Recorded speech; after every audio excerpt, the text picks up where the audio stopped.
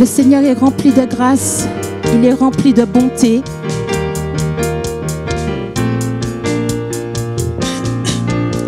Ta grâce nous apprend à danser, à célébrer de tout notre être, et nous dansons, fêtons ta grâce.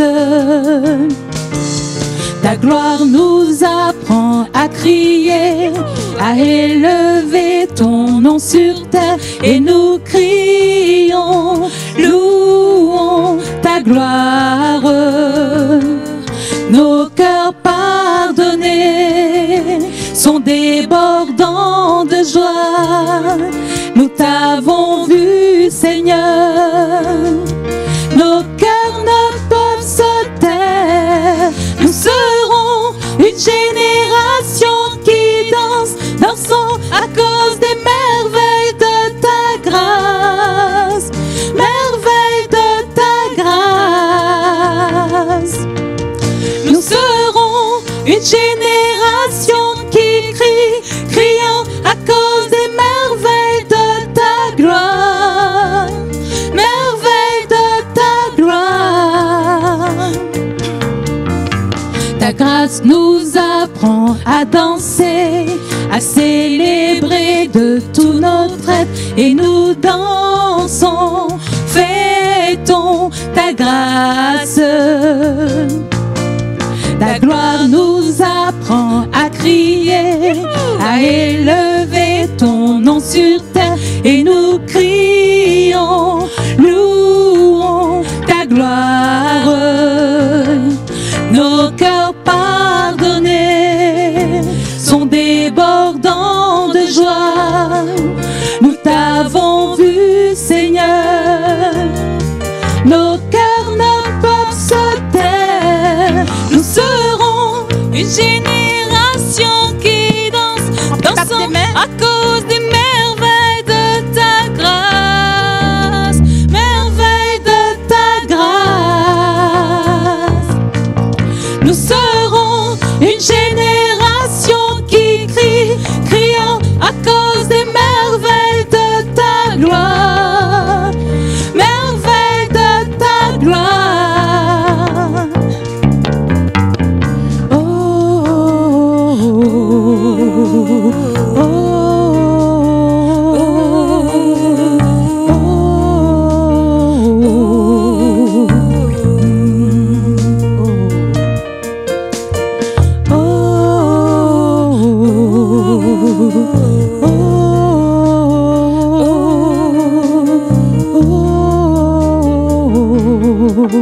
nous serons une génération qui danse. Nous serons une génération qui danse, dansant à cause des merveilles de ta grâce. Merveilles de ta grâce. Nous serons une génération qui crie, criant à cause des merveilles de ta gloire. Merveilles de ta gloire.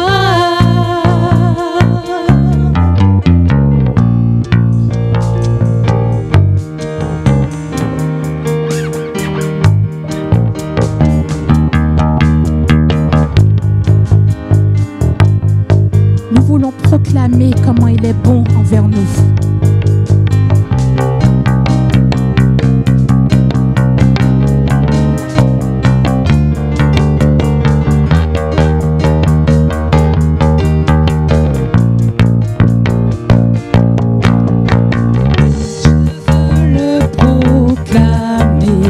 Du sommet des montagnes, ta grâce est sans limite, ta bonté sans égal, ta tendresse m'envahit, ta bonté me poursuit, ton amour m'émerveille.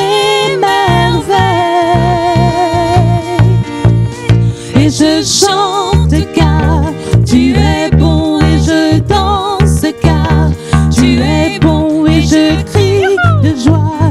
Tu es bon pour moi, et je chante car tu es bon, et je danse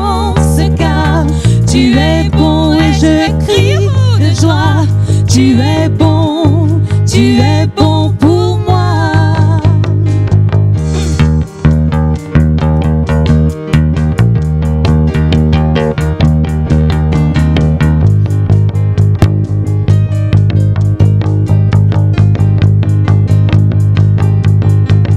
Rien dans tout l'univers à toi ne se compare. Les océans, la terre sont reflets de ta gloire. Dans mes plus sombres nuits, ta splendeur m'éblouit, ton amour m'émerveille. Et je chante car tu es bon, et je danse car tu es bon, et je crie de joie. Tu es bon pour moi. Et je chante car tu es bon, et je danse car tu es bon, et je crie de joie. Tu es bon pour moi. Et je chante car tu es bon, et je danse car tu es bon, et je crie de joie. Tu es bon pour moi.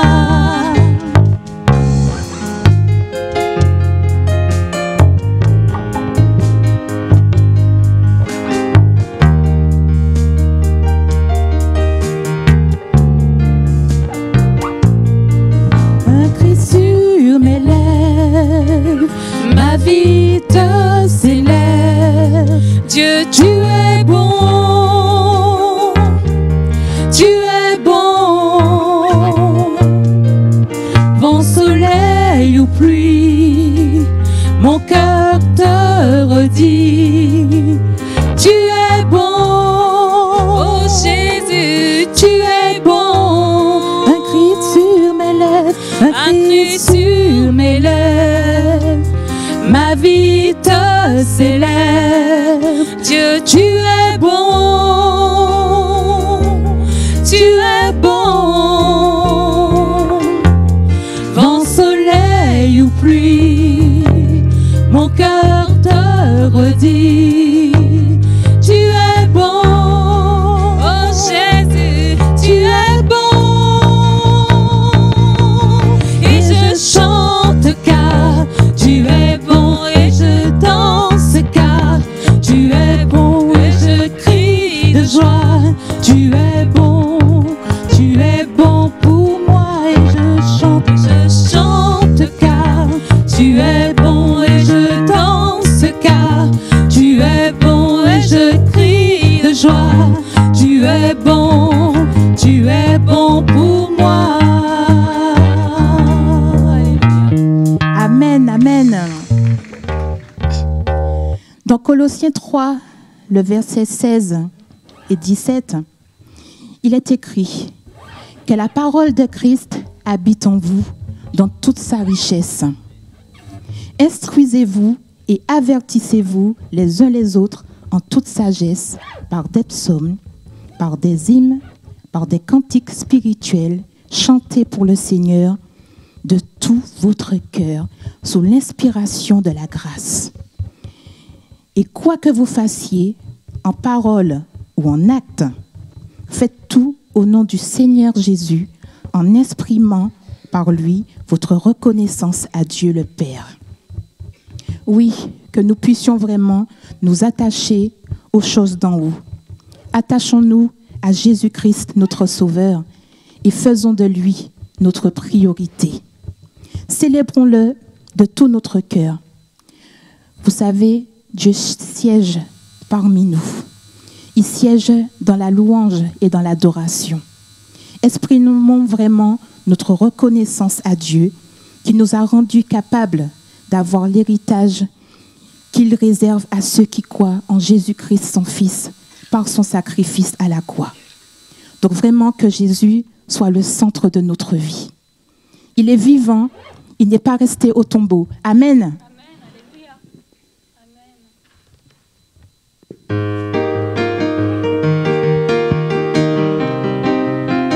À la croix, tu as déclaré, tout tout est accompli. Il a tout accompli à la croix. Il a pris le poids de nos fautes. Amen, alléluia.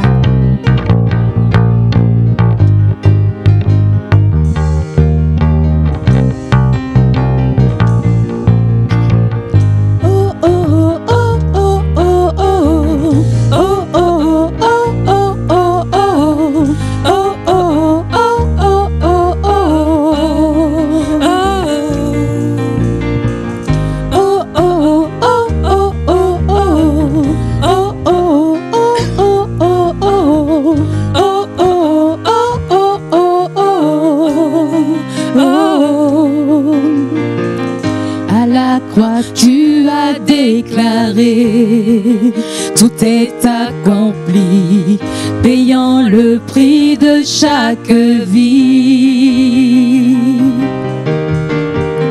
La mort n'a pu te retenir, je sais que tu es ressuscité,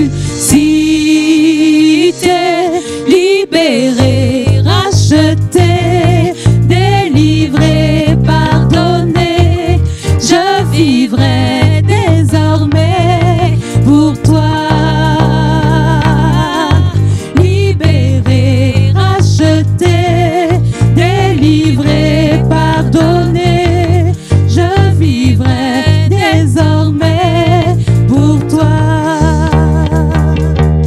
Dans mon cœur tu fais résonner. Dans mon cœur tu fais résonner le son de ta voix afin de diriger mes pas. Tu es le rocher de ma foi. Tu es le rocher de ma foi. Dieu d'éternité, je te suivrai, libéré, racheté, délivré, pardonné. Je vivrai désormais pour toi. Libéré, racheté, délivré, pardonné. Je vivrai désormais pour toi.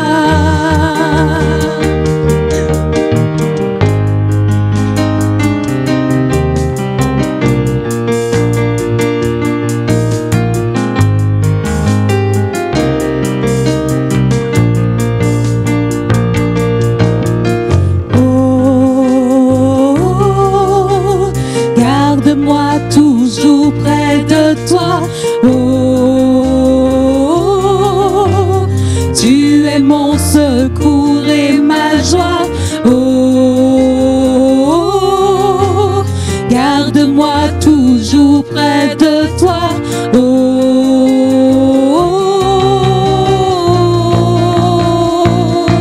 libéré, racheté, délivré, pardonné. Je vivrai désormais pour toi. Libéré, racheté, délivré, pardonné. Je vivrai désormais pour toi. Libéré, libéré, racheté, délivré, pardonné. Je vivrai désormais pour toi. Libéré, racheté, délivré, pardonné. Je vivrai désormais pour toi. Aide-nous, Seigneur. Gloire à l'Éternel.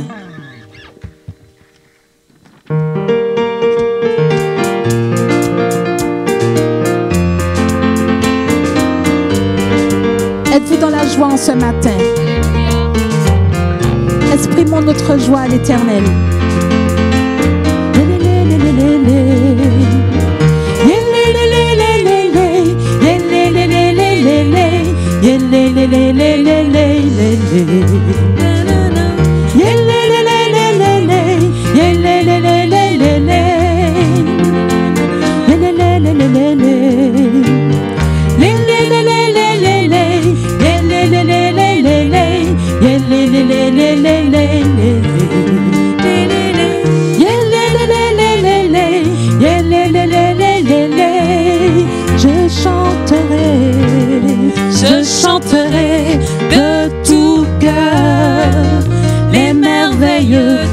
Jésus mon Seigneur.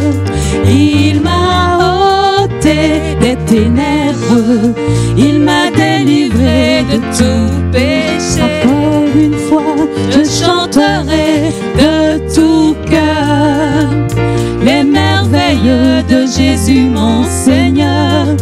Il m'a ôté des ténèbres, il m'a délivré de tout péché.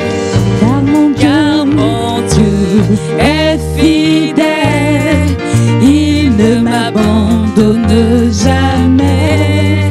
Je n'ai plus rien à craindre, car mon Dieu m'a libéré. Je suis dans la joie, une joie immense. Je suis dans l'allégresse, car mon Dieu m'a libéré.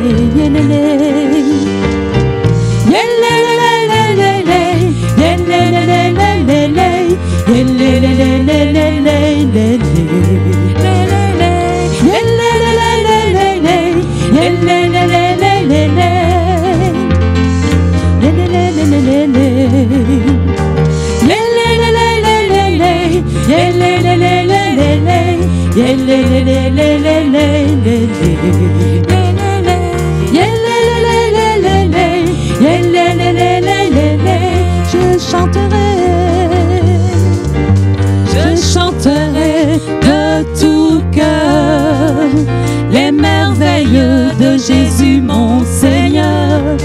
Il m'a ôté des ténèbres, il m'a délivré de tout péché. Car mon Dieu est fidèle, il ne m'abandonne jamais.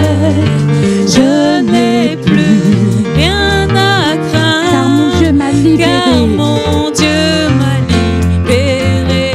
Je suis dans la joie, une joie immense. Je suis dans l'allégresse, car mon Dieu m'a libéré. Nous sommes ensemble pour louer le Seigneur. Ensemble, louons. Ensemble, louons le Seigneur, il est vivant. Il est vivant. Ensemble, louons le Seigneur, il est vivant. Il est vivant. Ensemble, louons le Seigneur, il est vivant. Ensemble, louons le Seigneur, il est vivant. Exaltons Jésus. Et louons le Seigneur. Louons le Seigneur, il est vivant.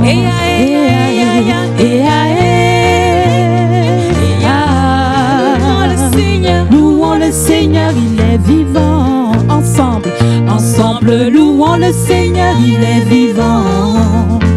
Ensemble, louons le Seigneur, il est vivant. Ensemble, louons le Seigneur, il est vivant. Ensemble, louons le Seigneur, il est vivant. Exaltons Jésus.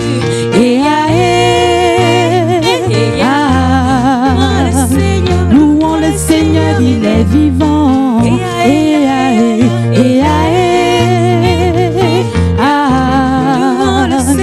Louons le Seigneur, il est vivant.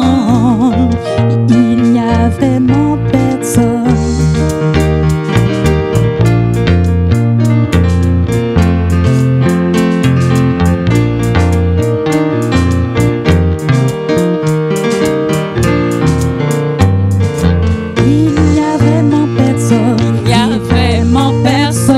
Jésus, il n'y a vraiment personne comme Jésus. Il n'y a vraiment personne comme Jésus. Il n'y a vraiment personne comme lui. J'ai cherché, personne, j'ai tourné, personne, j'ai fouillé, personne, il n'y a vraiment personne comme lui. J'ai cherché, cherché, cherché, personne, personne. J'ai tourné, tourné, personne, personne. J'ai fouillé, fouillé, personne, personne. Il n'y a vraiment personne comme lui. Il n'y a vraiment personne comme Jésus. Il n'y a vraiment personne comme Jésus. Il n'y a vraiment personne comme Jésus. Il n'y a vraiment personne comme lui. Il n'y a vraiment personne comme lui. Amen. Oui, Père éternel, nous te bénissons. Nous te bénissons car tu es Dieu au-dessus de toute la terre. Lorsque je contemple l'ouvrage de tes mains, je suis émerveillée. Émerveillée, Seigneur, par tant de beauté, émerveillée par tant d'amour, par tant de compassion. Tu n'as pas regardé, Seigneur, à nos fautes, mais tu as envoyé Jésus-Christ à la croix pour nous sauver. Il a pris le châtiment qui nous était dû, Seigneur. Et vraiment, Seigneur, il nous a libérés. Vraiment, nous te disons gloire, honneur, et que tu puisses vraiment prendre, Seigneur, recevoir encore nos louanges et nos adorations, Seigneur, et que tu puisses encore nous remplir de ton Esprit Saint, que tu puisses faire vraiment ton œuvre en chacun d'entre nous. Gloire, honneur soit rendu à toi au siècle des siècles.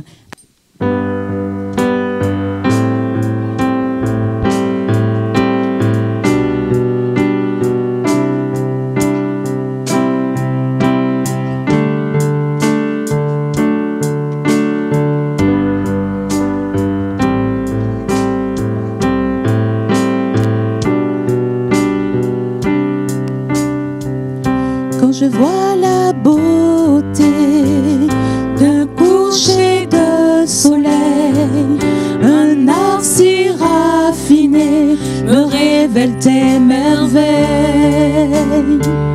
Quand je vois la beauté des mystères de galaxies, mon cœur est bouleversé par l'amour du Dieu infini.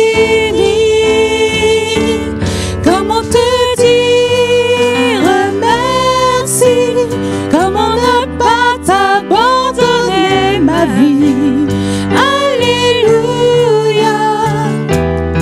alléluia. Comment t'aimer, te louer, faire de ce jour que tu nous as donné un alléluia.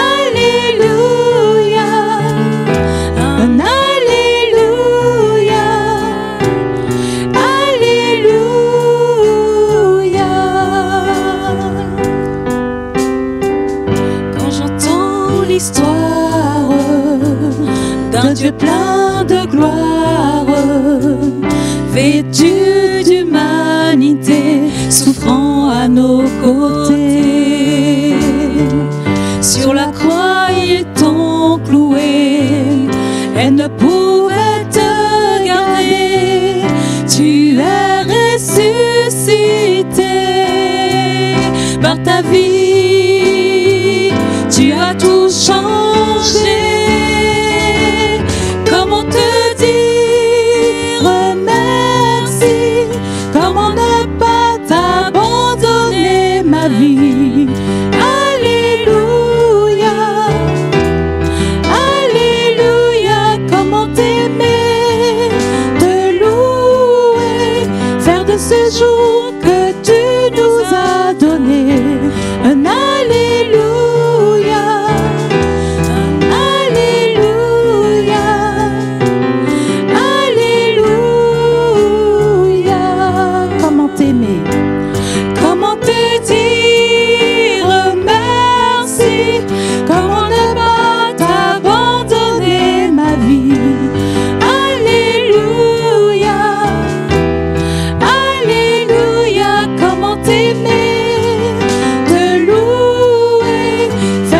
Jour que tu nous as donné un alléluia, alléluia, alléluia.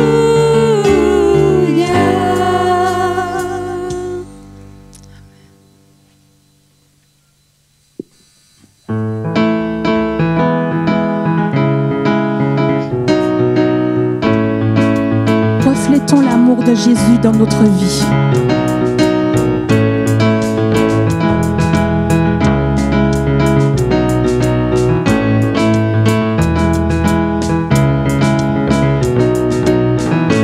Nous sommes passés des ténèbres à la lumière. Nous ne pouvons rester cachés et nous taire. Comme la lune reflète l'éclat du soleil, nous voulons te refléter. Tu nous as demandé d'aller dans toutes les nations proclamer ton salut et ta liberté. Rien ne peut nous arrêter. Ensemble nous ferons briller ta lumière. Comme les étoiles transpercent la nuit, chacun de nous est le sel de la terre, donnant la saveur de l'infini. Ensemble nous ferons briller ta lumière. Comme les étoiles transpercent la nuit, chacun de nous est le sel de la terre, donnant la saveur de l'infini.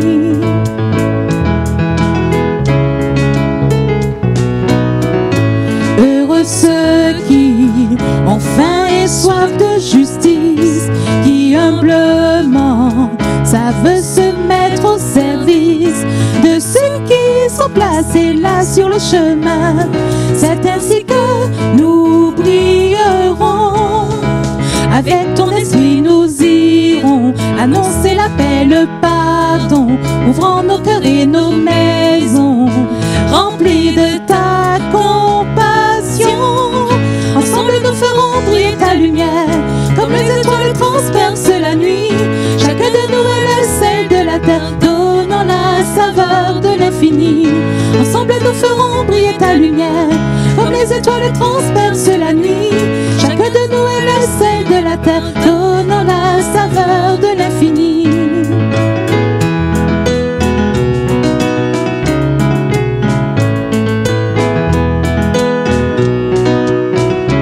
Et nous allons briller, briller comme des flambeaux dans le monde. Briller, briller comme une prière sous la colline. Briller, briller comme des flambeaux dans le monde. Briller, briller. Ensemble nous ferons briller ta lumière. Comme les étoiles transpercent la nuit, chacun de nous est le sel de la terre, donnant la saveur de l'infini. Ensemble nous ferons briller ta lumière. Comme les étoiles transpercent la nuit, chacun de nous est le sel de la terre, donnant la saveur de l'infini. Brillons, brillons comme des flambeaux dans le monde. Brillons, brillons comme une prière sur la colline. Brillons, brillons comme des flambeaux dans le monde. Brillons, brillons. Brillons, brillons comme des flambeaux dans le monde. Brillons, brillons comme une prière sous la colline. Brillons, brillons comme des flambeaux dans le monde. Brillons, brillons. Amen. Amen. Je laisse la place à notre frère.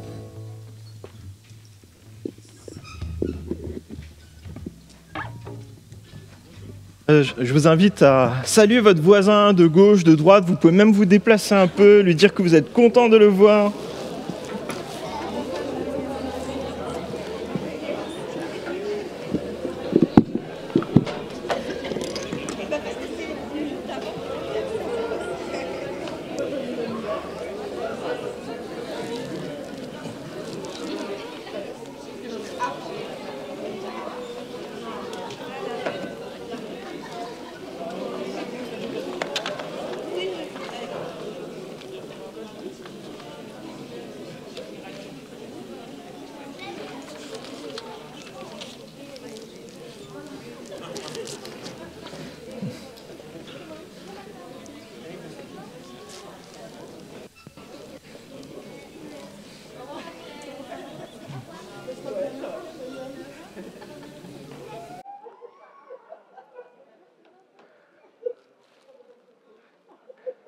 Je remarque quand même qu'il y a des endroits où il y a plus d'ambiance que d'autres. Hein.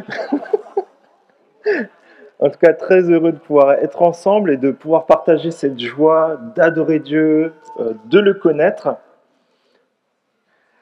et de pouvoir vivre tout cela ensemble. C'est vraiment l'objet de notre foi et aussi une des raisons pour lesquelles on se retrouve semaine après semaine.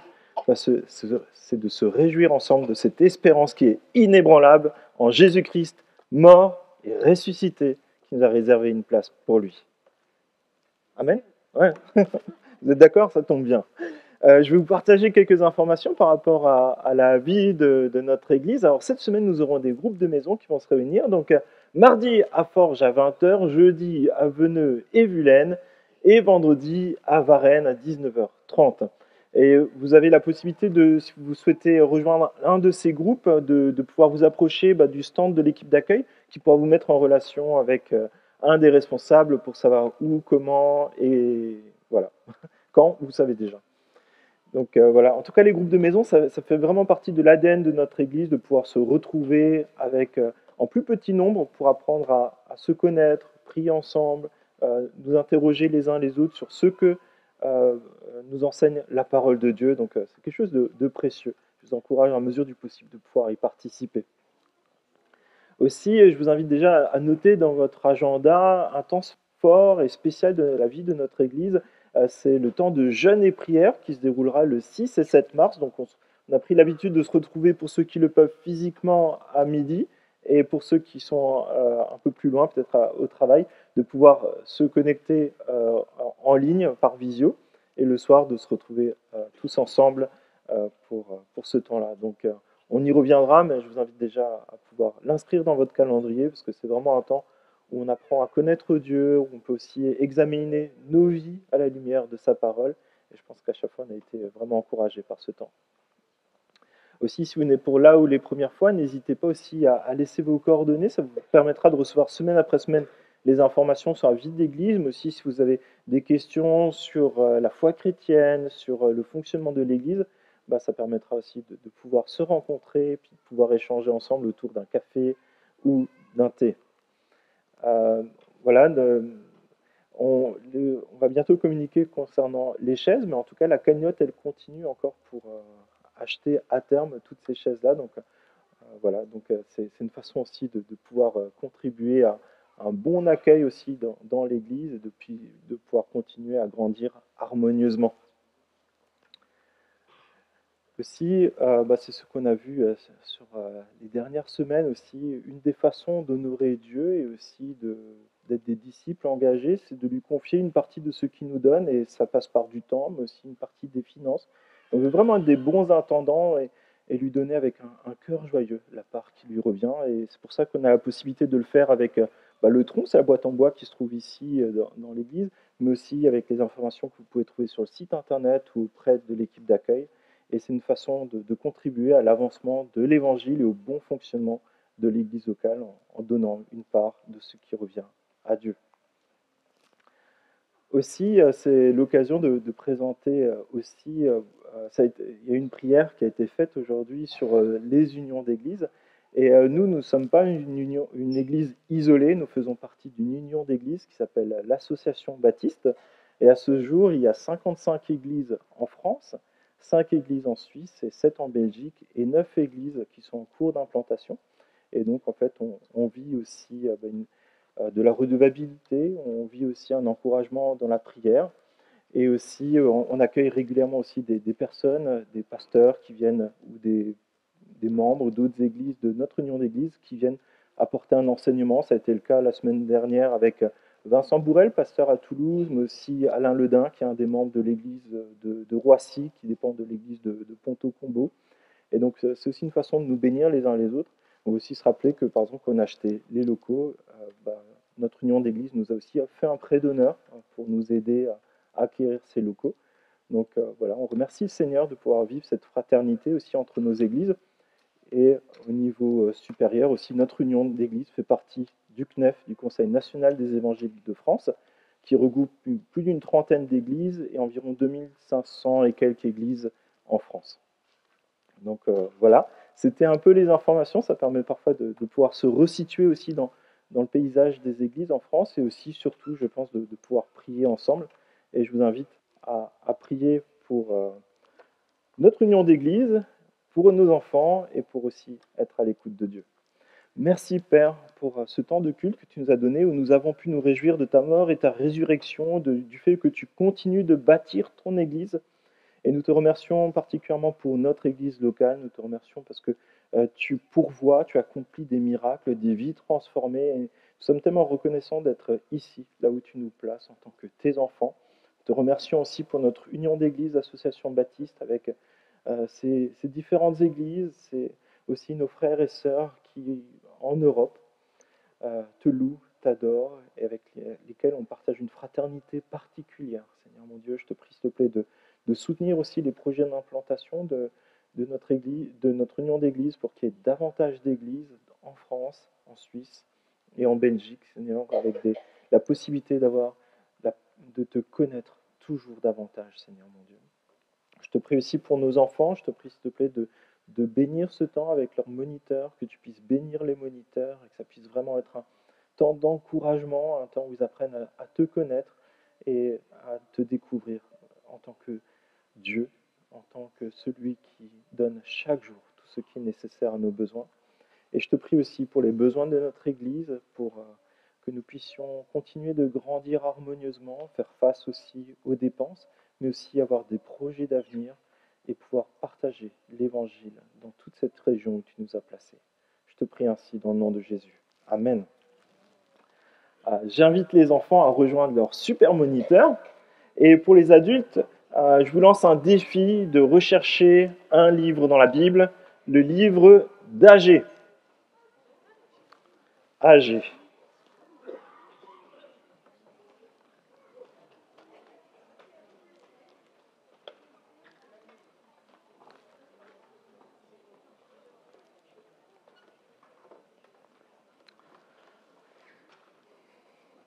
Alors, Agée, ça tient sur à peu près 2 feuilles dans votre Bible.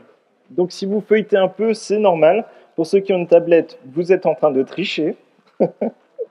Et pour ceux qui cherchent ce livre Agée dans votre Bible, vous prenez Matthieu, donc à peu près le milieu de votre Bible, vous allez un tout petit peu en arrière et vous tombez sur Malachie, Zacharie et vous arrivez sur le livre d'Agée. Et pour ceux qui ont la même Bible que moi, ça marche seulement si vous avez la même Bible que moi, c'est la page 604. Et on va commencer une mini-série sur ce livre d'Agée. Et je pense qu'il y a beaucoup d'enseignements pour nous, chrétiens du XXIe siècle, pour apprendre à mener une vie disciple, une vie d'église qui est centrée sur Dieu. Mais avant ça, est-ce qu'il y a des personnes parmi nous qui sont en train de passer le code de la route ? Tout le monde a son code, super. Donc, on doit être infaillible, surtout les conducteurs un peu plus anciens. Donc, est-ce que vous êtes prêts ?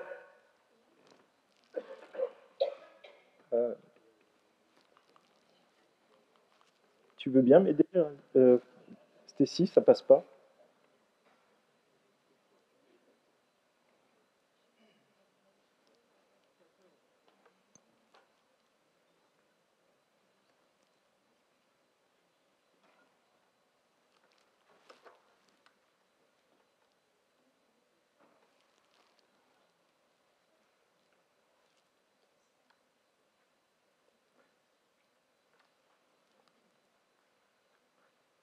Ok, on va faire ça. Vous savez qu'il y a des panneaux, et en fait, un de ces panneaux que vous trouvez régulièrement sur la route, en fait, c'est des flèches. Il y en a une qui va dans un sens et une dans l'autre. Il y en a une qui est rouge et une qui est blanche. Et ça s'appelle un panneau de priorité, oui. Et quand vous arrivez devant et que vous voyez une flèche rouge sur votre chemin, ça veut dire que vous n'êtes pas, et que la personne en face de vous est. Moi, il y a quelques semaines de ça, vous savez, je viens quasiment tous les jours à Varennes, en fait. Je pourrais presque habiter ici, je pense. Et je passe, du coup, depuis qu'on est arrivé ici, pendant les travaux, mais je suis passé par l'entrée de Varennes, vous savez, quand on vient de la voie rapide, là-bas, mais des centaines de fois. Et je vois le panneau priorité, je vois que je ne suis pas prioritaire pour rentrer dans Varennes. c'est les gens qui sortent de Varennes qui sont prioritaires. Mais en fait, il y a suffisamment d'espace pour passer ensemble. Vous êtes d'accord? Oui. Et en fait, quand il y a deux voitures qui se croisent, on ralentit un peu, puis on passe. Les deux priorités cohabitent très bien.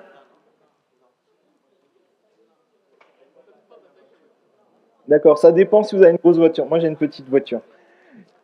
Mais du coup, franchement, au moins 100 fois, je suis passé avec une autre voiture, aucun problème. Mais une fois, c'était un bus qui est en face de moi. Et là, j'ai entendu le klaxon d'un bus, et c'est puissant. Il n'était pas du tout d'accord avec mes priorités sur ce moment-là. Et j'ai dû piler, je me suis mis de côté, le bus est passé, et je suis passé. Et en fait, la leçon que j'en ai tirée, c'est qu'en fait, régulièrement, en fait, il y a des priorités en fait, qui peuvent cohabiter, ça fonctionne très bien, mais par moment, il y a une plus grosse priorité qui arrive en face de nous, et on ne peut pas passer en même temps. Les deux ne peuvent pas cohabiter en même temps. Et c'est un peu, je pense, ce qu'on peut découvrir dans le livre d'Agée. Et juste pour vous situer un peu de où ça se passe, vous avez tous trouvé? Ok, super. En fait, dans l'Ancien Testament, je ne sais pas si vous avez remarqué, mais c'est des histoires souvent assez compliquées entre Dieu et son peuple, c'est assez tumultueux. Et en fait, pendant de nombreuses années, en fait, le peuple d'Israël, il a persévéré avec des hauts et des bas, mais il a persévéré surtout dans la désobéissance à Dieu et l'idolâtrie. Et Dieu, à un moment, il a donné un peu des signes que ça ne pouvait pas continuer comme ça. Il y a le royaume d'Israël qui s'est scindé en deux, donc en fait, il y a le royaume du nord et le royaume du sud, donc la Judée et ce qui est devenu après la Samarie et autres. Et en fait, il y a 10 tribus, le royaume du nord, qui a été déporté par la volonté de Dieu en 722 avant Jésus-Christ par l'empire assyrien sous le règne de Salmanasar V. Donc il faut retenir Salmanasar V. Et en fait, ça devait être un électrochoc pour les Judéens de dire « Waouh, mais si on continue de faire pareil, il va nous arriver la même chose, Dieu va nous punir et nous chasser. » Mais vous savez quoi? Ça n'a pas suffi à changer l'attitude de cœur du royaume des habitants de Juda, les Judéens. Et en 586, qu'est-ce qui leur arrive avant Jésus-Christ? Ils sont déportés aussi par l'empire babylonien, par le roi Nabuchodonosor II. Bon, ils n'ont pas des noms simples à retenir, je suis d'accord, en tout cas pas à prononcer. Mais Dieu est bon, et il leur donne ce commandement. Là où vous serez, là où je vous aurai envoyé, vous continuerez d'enseigner vos enfants selon ma parole. Vous continuerez de prospérer, de grandir, d'avoir des enfants et de les instruire selon la foi. Et ce temps aura une fin. Et après 47 années d'exil, Dieu inspire un nouveau roi, le roi Cyrus, c'est plus facile à dire, Cyrus le Grand, en 539, et il demande aux Hébreux, aux Judéens, de retourner à Jérusalem pour reconstruire le temple. Et du coup, ils se mettent en route et ils vont à Jérusalem. Mais après quelques semaines de travaux, ils rencontrent un problème de permis de construire. Comme quoi, déjà, à cette époque-là, à l'administratif, ce n'est pas toujours facile. Il y a des nations autour qui sont opposées au fait qu'ils reviennent et qu'ils reconstruisent le temple. Et ils commencent une procédure de remise en cause de la validité du permis de construire qui leur a été donné, de construire le temple. Et les bâtisseurs reçoivent l'équivalent d'une lettre recommandée de l'Élysée ou du Conseil de l'Europe pour leur ordonner de stopper les travaux. Et là, quand vous recevez cette lettre-là, que vous voyez que tout autour, personne n'est content que vous reconstruisiez le temple, qu'est-ce que font les bâtisseurs? Non, ils ne bâtissent pas, justement. Ils reconsidèrent la priorité de rebâtir le temple. Est-ce que c'est vraiment le moment? Et ce matin, je pense que ça peut vraiment être un sujet de questionnement pour nous. Notre priorité est-elle de manifester la gloire de Dieu? Notre priorité est-elle de bâtir le royaume de Dieu? Nous allons voir que si nous définissons nos priorités selon Dieu, nous rendons gloire à Dieu. Mais aussi, si nous révisons nos priorités selon Dieu, c'est l'opportunité de vivre quelque chose de fort qui s'appelle un réveil spirituel. Et je vous propose qu'on puisse lire ce texte ensemble. Donc, Agée au chapitre 1, et on va lire les 15 premiers versets. La deuxième année du règne de Darius, le premier jour du 6e mois, la parole de l'Éternel fut adressée par l'intermédiaire du prophète Agée au gouverneur de Juda, Zorobabel, fils de Shealtiel, et au grand prêtre Josué, fils de Jotsadak. Voici ce que dit l'Éternel, le maître de l'univers. Ce peuple prétend, il n'est pas encore venu le moment de reconstruire la maison de l'Éternel. Et pourtant, la parole de l'Éternel leur était adressée par l'intermédiaire du prophète Agée. Est-ce le moment pour vous d'habiter dans vos maisons lambrissées quand ce temple est détruit? Voici ce que dit maintenant l'Éternel, le maître de l'univers. Réfléchissez attentivement à votre conduite. Vous semez beaucoup et vous récoltez peu. Vous mangez et vous n'êtes pas rassasiés. Vous buvez et vous n'êtes pas désaltérés. Vous êtes habillés, mais vous n'avez pas chaud. Le salaire de celui qui travaille tombe dans un sac percé. Voici ce que dit l'Éternel, le maître de l'univers. Réfléchissez attentivement à votre conduite. Montez sur la montagne, apportez du bois et construisez le temple. Et j'en aurai de la joie, et je serai honoré, dit l'Éternel. Vous comptiez sur beaucoup, et vous avez eu peu. Vous l'avez rentré chez vous, mais j'ai soufflé dessus. Pourquoi? Pourquoi, déclare l'Éternel, le maître de l'univers? À cause de ma maison qui est détruite, tandis que vous empressez chacun pour votre maison. Voilà pourquoi le ciel a retenu la rosée et la terre ses produits. J'appelais la sécheresse sur le pays et les montagnes sur le blé, sur le vin nouveau, sur l'huile, sur les produits du sol, sur les hommes et sur les bêtes et sur tout le travail de vos mains. Zorobabel, fils de Shealtiel, le grand prêtre, Josué, fils de Jotsadak, et tout le reste du peuple écoutèrent la voix de l'Éternel leur Dieu et les paroles du prophète Agée, conformément à la mission que l'Éternel, leur Dieu, lui avait confiée. Et le peuple fut saisi de crainte devant l'Éternel. Agée, le messager de l'Éternel, dit au peuple d'après l'ordre de l'Éternel, « Je suis moi-même avec vous, déclare l'Éternel. » L'Éternel réveilla l'esprit du gouverneur de Juda, Zorobabel, fils de Shealtiel, l'esprit du grand prêtre Josué, fils de Jotsadak, et l'esprit de tout le reste du peuple. Ils vinrent et ils se mirent à l'œuvre dans la maison de l'Éternel, le maître de l'univers, leur Dieu, le 24e jour du 6e mois, la 2e année du règne de Darius. Et Père, je te prie, s'il te plaît, que tu ouvres les yeux de nos cœurs et que tu nous encourages, Seigneur, à bâtir nos vies selon tes priorités. Et je te prie, s'il te plaît, que tu permettes dans nos cœurs et dans nos esprits d'être à ton écoute, que tu puisses provoquer un réveil spirituel parmi nous pour que nous vivions pleinement pour toi et que nous communiquions cette joie, cet honneur de vivre pour toi. Le roi des rois, le maître de l'univers. Amen. Et donc la question, c'est définir nos priorités selon Dieu. Ça produit quoi? Oui, c'est rendre gloire à Dieu.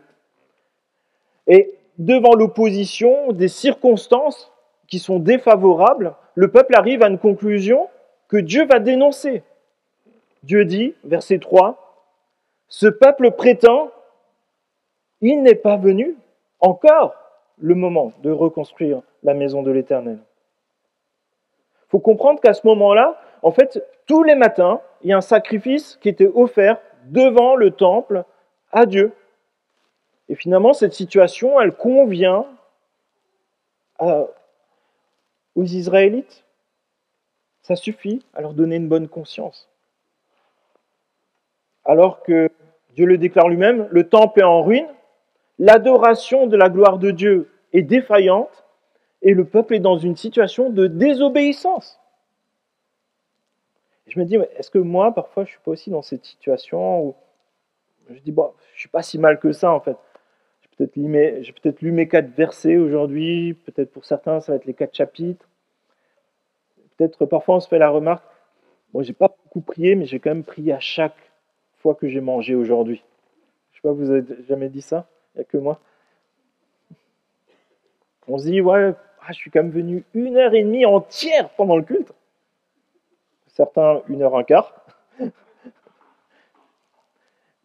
Est-ce que c'est ça que Dieu attend de nous? Est-ce que c'est une quantité? Est-ce que c'est le fait qu'on ait une bonne conscience? Et là, il est évident que dans l'Ancien Testament, Dieu a établi une façon de l'adorer, une seule. Et pour l'adorer de ce temps-là, dans l'Ancien Testament, ce qui était indispensable, c'était le temple. Mais hier, comme aujourd'hui, c'est Dieu qui détermine comment nous devons l'adorer. Et aujourd'hui, le temple n'est plus nécessaire. Pourquoi? Parce qu'il y a l'Église. Et l'Église, c'est le rassemblement des disciples de Jésus-Christ qui forment un temple spirituel, la maison de Dieu. Et chaque disciple de Jésus est aussi prêtre, donnant son adoration à Dieu par une vie de consécration, en disant « Dieu est au centre de ma vie ». Et c'est là qu'on comprend que Dieu détermine encore aujourd'hui la façon dont nous devons l'adorer. Dieu veut être notre priorité. Et ce que Dieu attend de nous, c'est notre obéissance. Alors c'est peut-être pas très vendeur aujourd'hui, on parle plus de liberté que d'obéissance, mais Dieu veut notre obéissance. Et là, on retrouve ce peuple sans temple fonctionnel, dans la désobéissance, et le peuple se trouve finalement dans une sorte de rupture de communication avec Dieu. Pourquoi? Parce que ce n'est pas la priorité pour eux, pour ce moment-là. Ça leur suffit, leur situation actuelle. Et c'est là que je pense que ça nous rejoint. On n'est pas mieux qu'eux. Est-ce qu'on n'a pas parfois aussi ces luttes-là, ces mêmes luttes que ceux qui nous ont précédés dans la foi? Toutes les fois où on se dit peut-être à nous-mêmes, j'aurais tellement voulu. J'aurais tellement peut-être voulu participer au culte, mais j'aurais tellement voulu prier, mais j'aurais voulu lire ma Bible aujourd'hui, mais j'aurais voulu participer aux travaux, mais faire du bien à un frère, mais... Vous savez, on peut rester sur des choses comme ça, mais en fait, Dieu, ce qu'il veut, c'est notre cœur, et il veut toute notre vie. Il ne veut pas des petits morceaux, il veut toute notre vie. Et c'est pour ça que la majorité des commandements que Dieu nous adresse, ils sont extrêmement simples et limpides. Et ils ne se trouvent pas dans ce qu'on aurait pu imaginer, mais ils se trouvent dans la parole de Dieu. Et l'adoration et l'obéissance à Dieu, c'est la priorité des enfants de Dieu. C'est la priorité d'un authentique disciple de Jésus-Christ. Et ça veut dire que c'est un choix. Et un choix dit un engagement. Pour chacun de ceux qui veulent accomplir la volonté de Dieu, c'est un choix de dire Dieu en premier. De ne pas laisser les circonstances nous détourner des priorités que Dieu nous demande. Et les difficultés, elles sont réelles. Mais adorer Dieu, c'est aussi faire des sacrifices. Et parfois ça coûte. Mais ces sacrifices, c'est ce qui a de la valeur aux yeux de Dieu. C'est notre offrande, c'est notre adoration. Et Dieu sait le reconnaître. À chaque fois qu'on dit « ma priorité, c'est Dieu », ça honore Dieu et il prend plaisir. Et pour nous aussi, il y a des priorités qui sont plus importantes que les circonstances. Jésus donne ce commandement, par exemple. « Tu aimeras le Seigneur ton Dieu de tout ton cœur, de toute ton âme, de toute ta pensée. C'est là le grand et premier commandement. C'est-à-dire que Dieu veut tout de nous. Il ne veut pas des morceaux, il veut tout. Et le second qui lui est semblable, tu aimeras ton prochain comme toi-même. Comment est-ce que, pas juste dans les idées, mais comment dans le concret on met ça en place? Quand la dernière fois j'ai fait un sacrifice pour que Dieu soit réellement Dieu pour moi, qu'il soit réellement celui qui comble mon cœur, celui où toute mon âme lui est dédiée, celui pour qui je vis. Et comment est-ce que simplement peut-être j'ai pu aimer concrètement quelqu'un en le faisant passer avant moi? Et c'est-à-dire que parfois, pour ça, il faut pouvoir régler des situations de péché, des choses avec lesquelles on cohabite pour laisser Dieu prendre vraiment cette priorité dans nos vies. C'est-à-dire participer à une vie d'église où on apprend à vivre ensemble, à être des enfants de Dieu, des enfants qui veulent adorer Dieu, vivre pour lui pleinement. Et on a besoin de toute une église pour cela. Si on est tout seul, on va s'éteindre. Si on est tout seul, on va s'écarter du droit chemin au bout d'un moment. Pourquoi? Parce que Jésus lui-même, avant de partir, il a dit, mais en fait, quand il y a une situation de péché, il y a un frère qui viendra seul et posera sa main sur ton épaule et il va te dire, là, je pense que tu ne vis pas selon un disciple de Jésus-Christ. Vous trouvez ça dans Matthieu 18. Il y a beaucoup d'amour là-dedans et c'est parce qu'on veut le bien de la personne. On ne veut pas régler nos comptes avec lui, mais on veut réellement son bien. Aussi, peut-être, on vit depuis des années en se disant, en fait, oui, j'aime Dieu, mais je ne me fais pas baptiser. Ça montre aussi que parfois, quand Dieu nous dit, par Jésus-Christ en Matthieu 28, allez, faites de toutes les nations des disciples, baptisez-les et enseignez-leur à mettre en pratique tout ce que je vous ai enseigné. Un des premiers pas de la vie chrétienne, c'est simplement d'obéir à ça en se faisant baptiser et en étant enseignable. Et pas juste dans les connaissances, mais dans la pratique. Et c'est une des raisons pour lesquelles la vie de disciple, c'est toute notre vie chrétienne, tout notre quotidien, orienté sur Christ. C'est-à-dire chercher chaque jour sincèrement à connaître de plus en plus Dieu. C'est pas d'avoir réussi à lire toute sa Bible en 1 an, 2 ans, 3 ans ou 4 ans. C'est de chaque jour s'émerveiller de ce Dieu qui se présente à nous et qui nous aime tellement.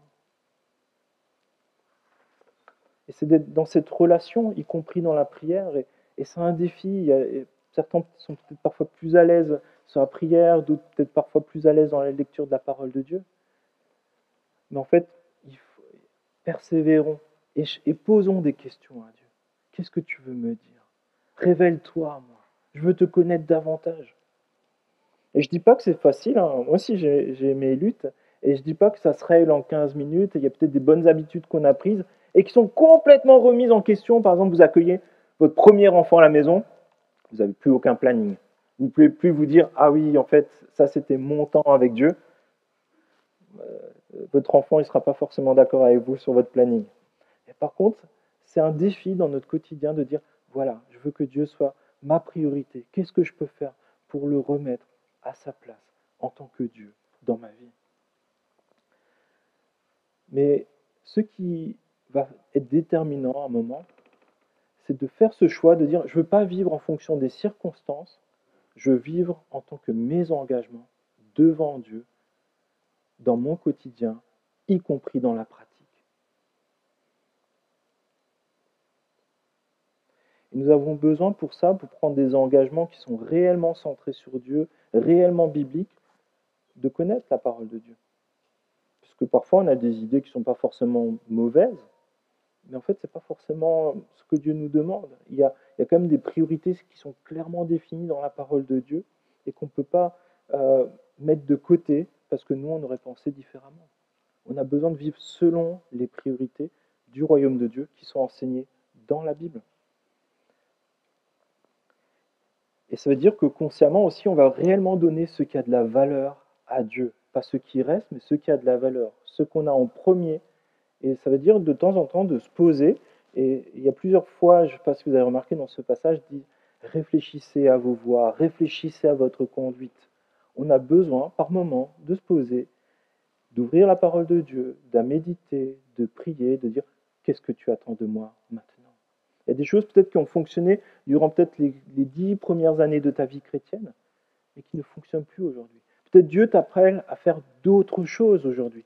Et par moments, on a besoin de se poser, de dire « Qu'est-ce que tu désires pour moi aujourd'hui ?» Mais surtout, est-ce que Dieu est réellement ma priorité aujourd'hui? Et parfois, on a besoin de se réajuster par rapport à ça, parce que le flot du quotidien nous emmène assez rapidement à revoir des priorités qui ne sont pas celles de Dieu.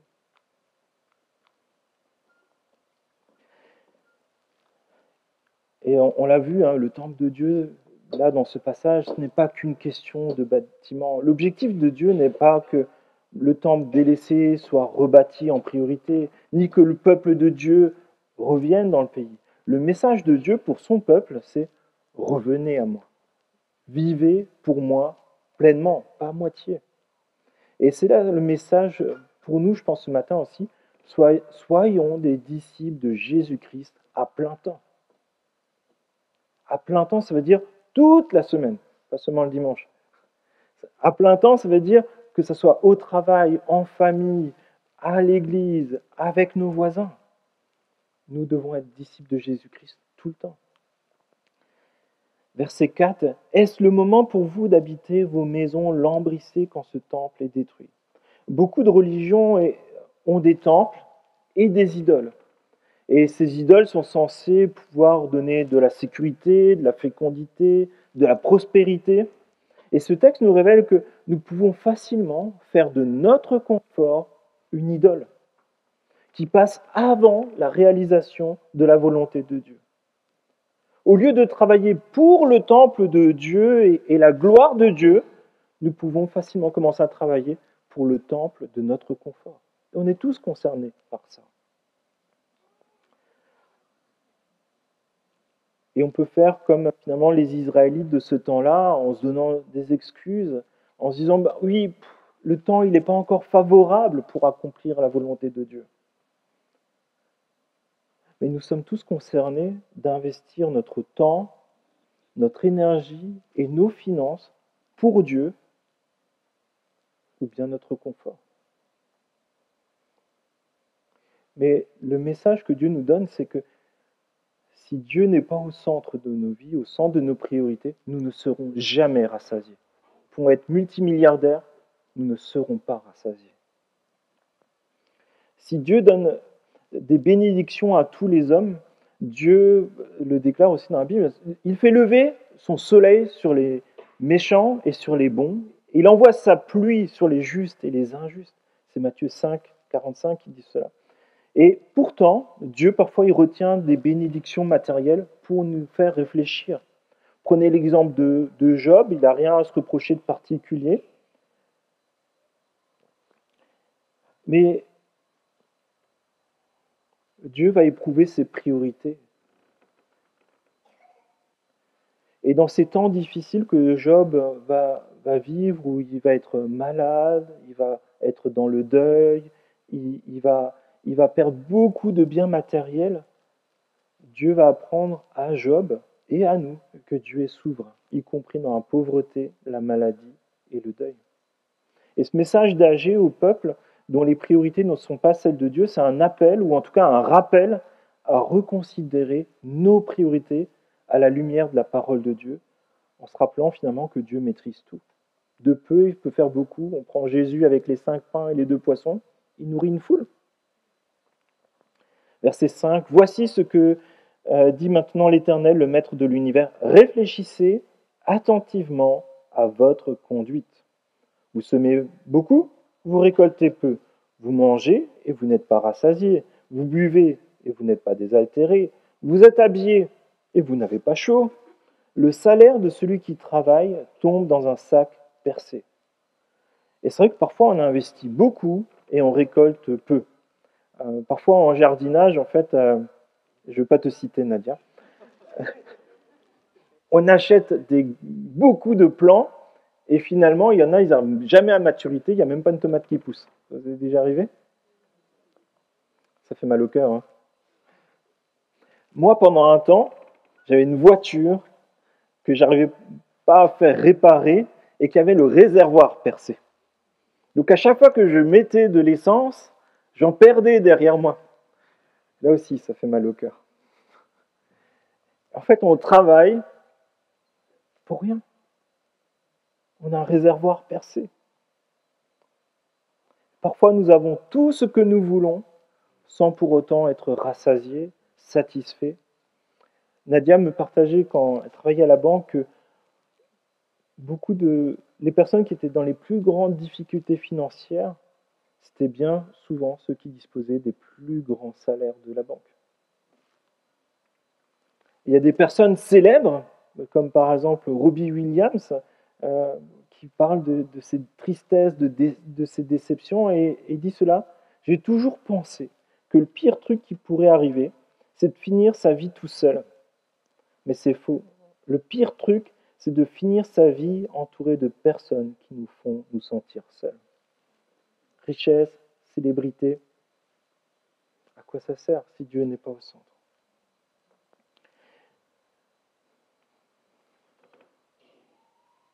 Malgré notre travail, nos sacrifices, nous restons bien souvent insatisfaits. Nous avons beaucoup et pourtant nous restons déçus et frustrés. Et c'est là où Dieu nous demande de lui confier nos vies pleinement, de lui confier nos priorités pour que ce soit les siennes, de lui donner ce qu'il y a de meilleur, ce qui a en premier les prémices. Et c'est un signe de reconnaissance, de dépendance. Et Dieu va pourvoir. Dieu va prendre soin de nous. Pas forcément comme on le voudrait, mais Dieu va nous donner ce dont on aura besoin. Et la solution se trouve ici au verset 7, c'est sans doute un des versets centraux de ce passage. Réfléchissez attentivement à votre conduite. Montez sur la montagne, apportez du bois et construisez le temple. J'en aurai de la joie et je serai honoré, dit l'Éternel. Et c'est vraiment un appel à venir vers Dieu dans sa présence, dans l'obéissance. Pourquoi? Parce que Dieu prend plaisir lorsque nous lui obéissons. Lorsque nous suivons ses priorités, Dieu est glorifié. Et que nous l'admettions ou non, une grande partie des préoccupations de notre vie va consister à faire plaisir à quelqu'un. Faire plaisir peut-être à notre conjoint, à des enfants, à des amis, à un patron. C'est un peu notre quotidien, non? C'est tous de faire plaisir à quelqu'un. Alors, je ne connais pas spécialement de personnes puissantes, célèbres ou richissimes, mais aujourd'hui, je pense que là, il y a vraiment quelque chose de précieux. Aujourd'hui, par notre obéissance, par nos actions, par notre dépendance, les choix de nos priorités, nous avons la possibilité de faire plaisir et d'honorer Dieu. En vivant pour Dieu, tu fais plaisir à Dieu et tu honores Dieu. Et c'est ce pourquoi on a été créé.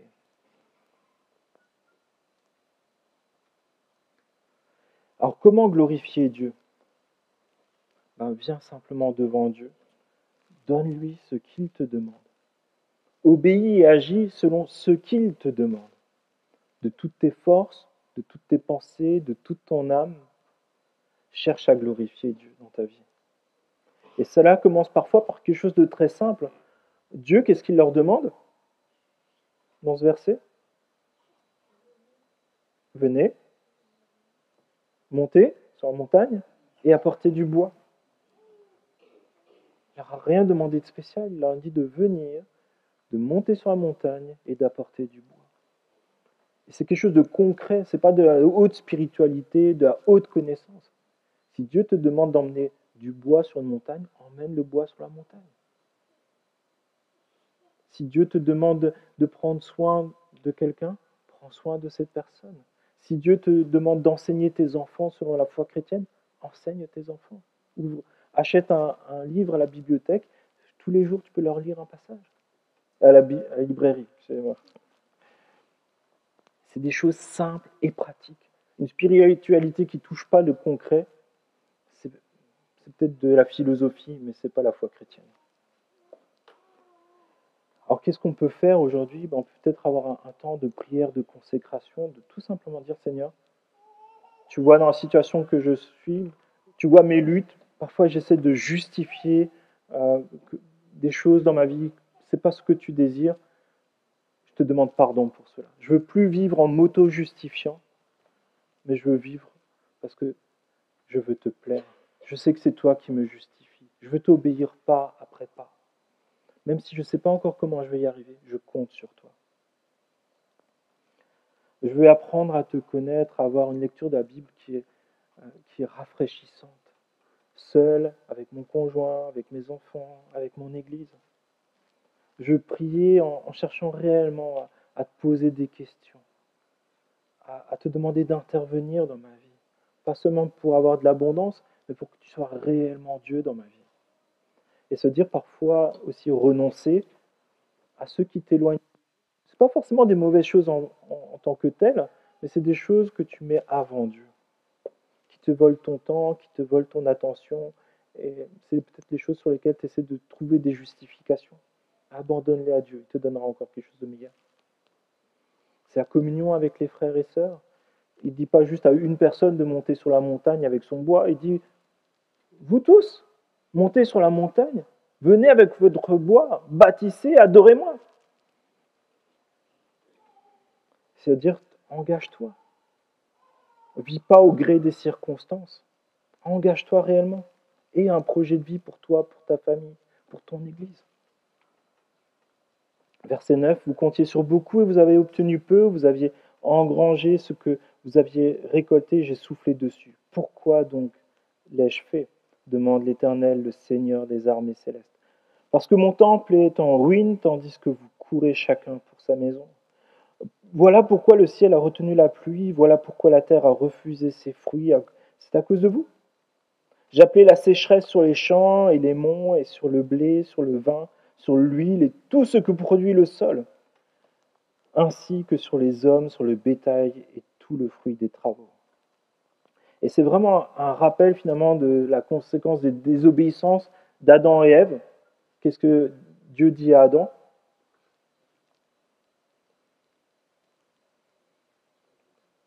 Quand il désobéit?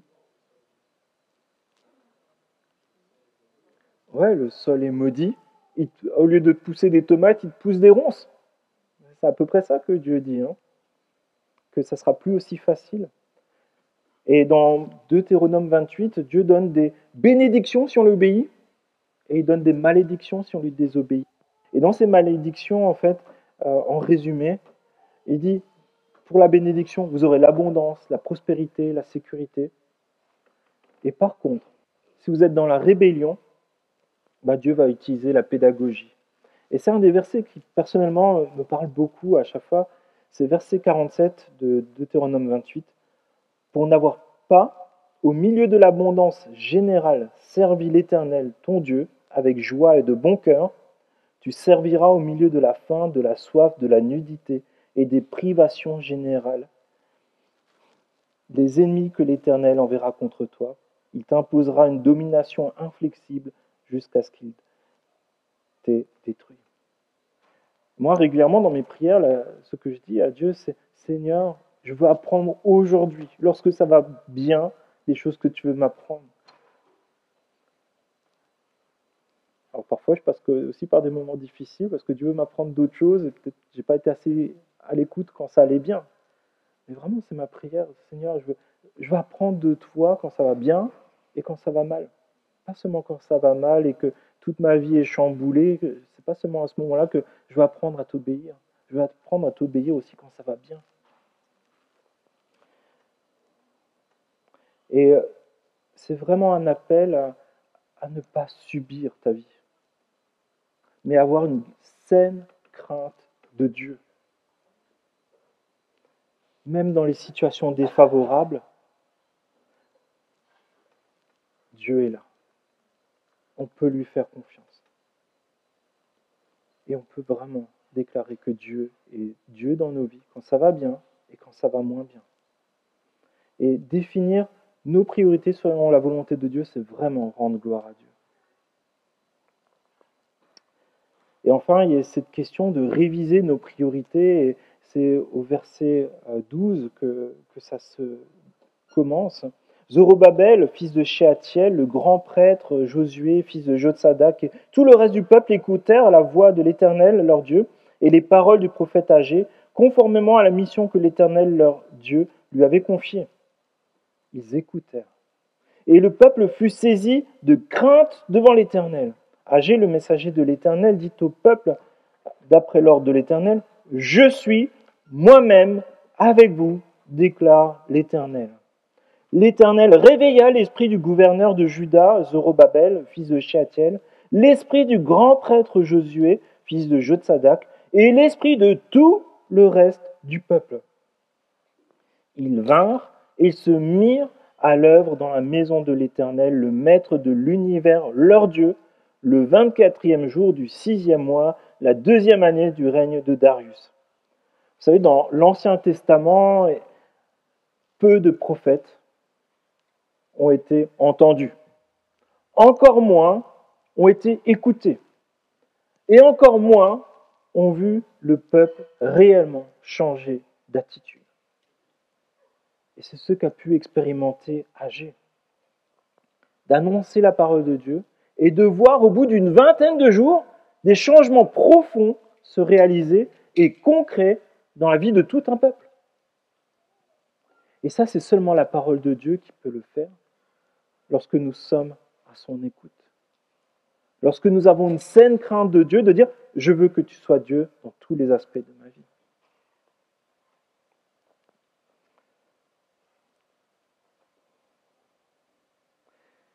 Et lorsqu'on fait ça, il se passe quelque chose qui est incroyable. Et je nous souhaite à chacun d'entre nous. C'est quand Dieu te dit « Moi, je suis avec vous, déclare l'Éternel ». Qui n'a pas envie que Dieu soit avec lui dans son quotidien, dans ses combats, dans ses luttes, dans ses joies? Et ça, c'est une promesse, je pense, que Dieu fait. C'est qu'à chaque fois qu'il est au centre de nos vies, il est réellement avec nous. C'est cette même promesse que Jésus fait quand on l'a vu avant Matthieu 28. Il dit « Allez par les nations, faites des disciples, baptisez-les, et ainsi de suite. Et je serai avec vous chaque jour jusqu'à la fin du monde. » Et Jésus, il est seulement avec nous quand on fait ce pourquoi il nous appelle, lorsqu'on lui obéit. Il n'est pas avec nous quand on fait l'inverse, quand on désobéit. C'est pour ça, ce matin, on peut vraiment s'approprier cela et se rappeler que nous avons une mission, que nous avons un appel. C'est d'être connecté à Dieu, de connaître Dieu, de rendre gloire à Dieu de manière pratique et concrète, de toute notre vie. Mais ça veut dire écouter avec crainte un Dieu qui est puissant, le maître de l'univers, et reconnaître qu'il est tout puissant, y compris dans ma vie, y compris dans les circonstances de ma vie, y compris dans mes décisions.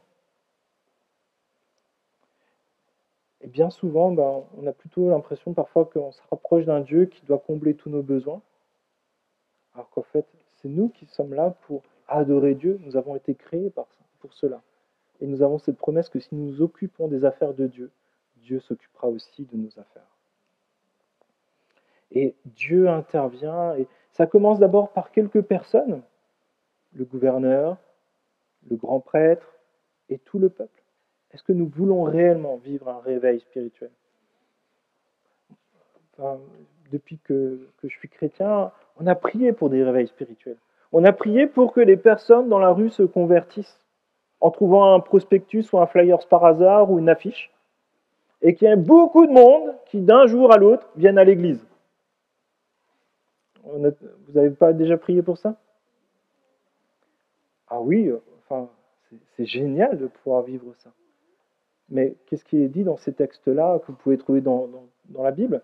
C'est que d'abord, ça se passe ici, nous ensemble. Est-ce que nous sommes réveillés? Est-ce que nous écoutons Dieu? Est-ce que nous avons la crainte de Dieu? C'est quand la dernière fois que nous avons dit « Seigneur, je suis là, ton serviteur t'écoute, fais de moi ce que tu désires. Je te laisse mes peurs, je te laisse mes appréhensions, utilise-moi. » Est-ce que nous faisons suffisamment confiance à Dieu ou parfois Dieu te donne un appel très clair et tu dis, ah oui, mais en fait, je ne sais pas si je suis assez bien. Je ne sais pas si j'ai réellement envie de souffrir pour toi. C'est bien d'être honnête avec Dieu. Mais on peut confier ces choses-là à Dieu. Et si Dieu t'appelle, il pourvoira. Si Dieu t'appelle, même si tu souffres, tu auras cette joie et cette paix avec lui.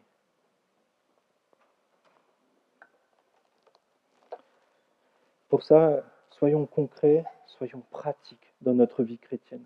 Si on a juste des grandes idées, des grandes connaissances, on passera à côté de la volonté de Dieu pour nous. Mais si on met en pratique ces connaissances de la personne de Dieu, on va vivre pour lui et ça va porter du fruit. Ça va nous réveiller personnellement, ça va réveiller notre Église et ça peut réveiller toute cette région pour que davantage de personnes connaissent Dieu et l'adorent. C'est le but de l'Église. Vous n'êtes pas d'accord ? C'est le but de l'Église. Si on est encore là, c'est pour être une lumière dans le monde. On l'a chanté, sel et lumière, donner du goût au monde et être une lumière dans le monde. Et c'est un choix personnel, c'est un choix d'Église et ça nécessite un engagement. Ça ne se fera pas tout seul. Ça se fera pas par hasard. Ça se fera par soumission à Dieu. Et j'invite l'équipe de louanges à me rejoindre.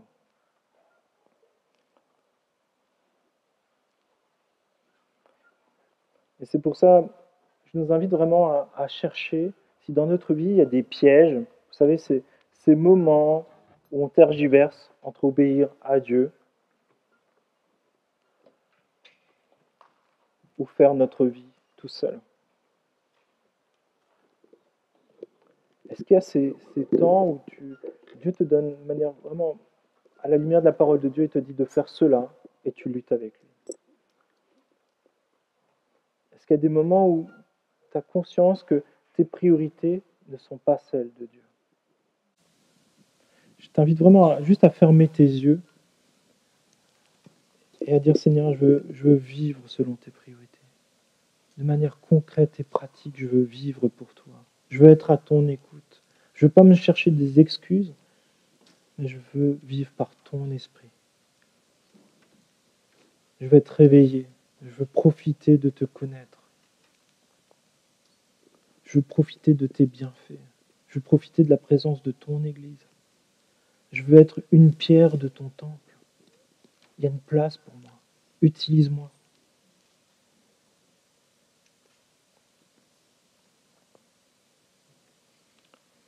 Éphésiens, chapitre 2, verset 13.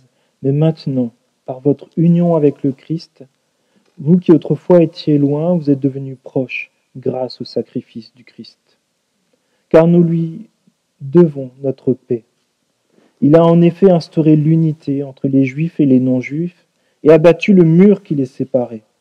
En livrant son corps à la mort, il a annulé les effets de ceux qui faisaient d'eux des ennemis. Il voulait ainsi créer une seule et nouvelle humanité à partir des Juifs et des non-Juifs, qu'il a unis à lui-même en établissant la paix. Il voulait aussi les réconcilier les uns avec les autres avec Dieu et les unir en un seul corps, en supprimant par sa mort sur la croix ceux qui faisaient d'eux des ennemis. Ainsi, il est venu annoncer la paix à vous qui étiez loin et la paix à ceux qui étaient proches. Car grâce à lui, nous avons accès, les uns comme les autres, auprès du Père, par le même esprit. Voilà pourquoi vous n'êtes plus des étrangers ou des résidents temporaires, vous êtes des concitoyens, des membres du peuple de Dieu, vous faites partie de la famille de Dieu. Dieu vous a intégré à l'édifice qu'il construit sur le fondement des apôtres et des prophètes, et dont Jésus-Christ lui-même est la pierre principale. En lui, toute la construction s'élève, bien coordonnée, afin d'être un temple saint dans le Seigneur. Et unis au Christ, vous avez été intégrés ensemble à cette construction pour former une demeure où Dieu habite par l'Esprit. Oui, Seigneur, nous voulons être cette demeure où tu habites, cette demeure où tu es honoré. Nous voulons être ton Église et, Seigneur, nous voulons laisser de côté tout ce qui ne t'honore pas. Nous voulons laisser de côté toutes nos mauvaises excuses, Seigneur mon Dieu, et nous voulons vivre pleinement pour toi, s'il te plaît. Donne-nous la force, le courage, la conviction d'être authentiques et engagés pour toi, d'être des disciples de Jésus-Christ à plein temps, partout et tout le temps, Seigneur mon Dieu. Je te prie que nous puissions être sel et lumière là où tu nous as placés, les uns pour les autres, mais aussi à l'extérieur de l'Église. Je te prie, s'il te plaît, que nous soyons réveillés, que nous ayons faim et soif de toi et que nous soyons rassasiés de toi. Que tu sois au centre de toutes nos réflexions et engagements et décisions. Je te prie, s'il te plaît, que dans cette région, beaucoup de personnes apprennent à te connaître et que tu nous utilises pour cela. Je te prie, s'il te plaît, que tu nous aides à nous engager et à faire les sacrifices nécessaires aussi pour cela. Seigneur, s'il te plaît, donne-nous de pouvoir nous poser et de réfléchir attentivement à nos voix pour que nos voix soient tes voix, s'il te plaît. Je te prie dans le nom de Jésus.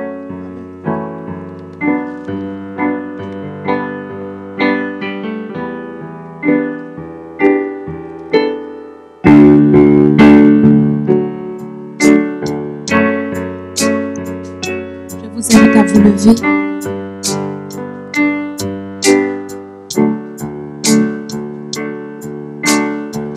Oui, Jésus, il est digne de tous les chants.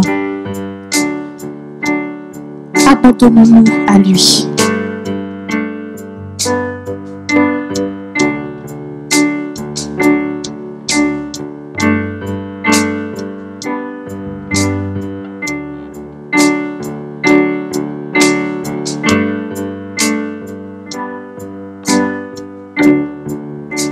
Digne de tous les chants que je chanterai, digne de la louange que j'élèverai, digne de chaque souffle que je te rendrai. Je vis pour toi, oh, je vis pour toi. Jésus, le nom au-dessus de tous les noms. Jésus, tu es le seul m'offrant le pardon. Digne de chaque souffle que je te rendrai, je vis pour toi. Oh, je vis pour toi. Présent, qui est semblable à toi, qui est comparable. Ouvre mes yeux à ta beauté, déverse ton cœur en moi, révèle ton amour et rends-moi passionné de ce que tu es.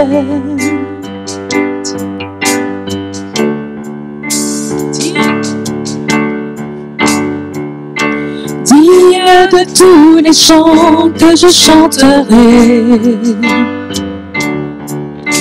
digne de la louange que j'élèverai,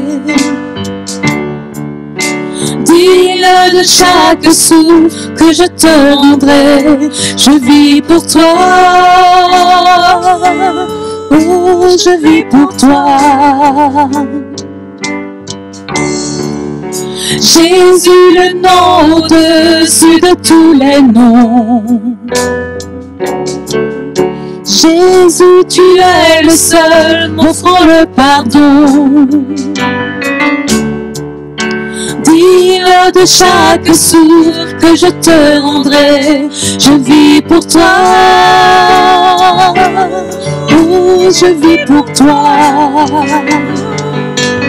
Présent, qui est semblable à toi, qui est comparable. Ouvre mes yeux à ta beauté, déverse ton cœur en moi, révèle ton amour et rends-moi passionné de ce que tu es.